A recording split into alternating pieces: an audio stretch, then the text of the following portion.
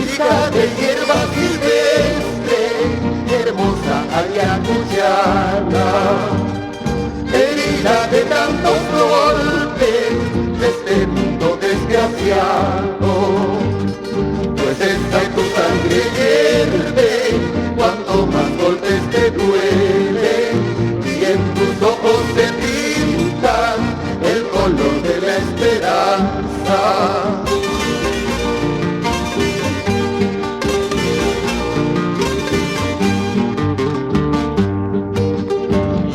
No tiene medida para todos los humildes, mujer bella y concreta, mujer de corazón linda, pues es que tú has parido avaros de este tiempo y ellos han decidido cambiar de vida al mundo.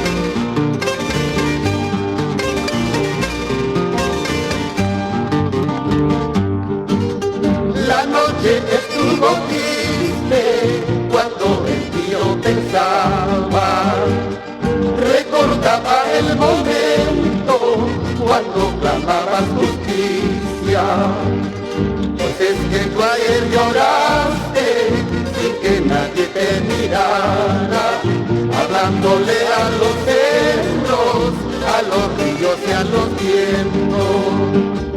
Pues es que tú ayer lloraste sin que nadie te mirara, hablándole a los cerros, a los ríos y a los vientos.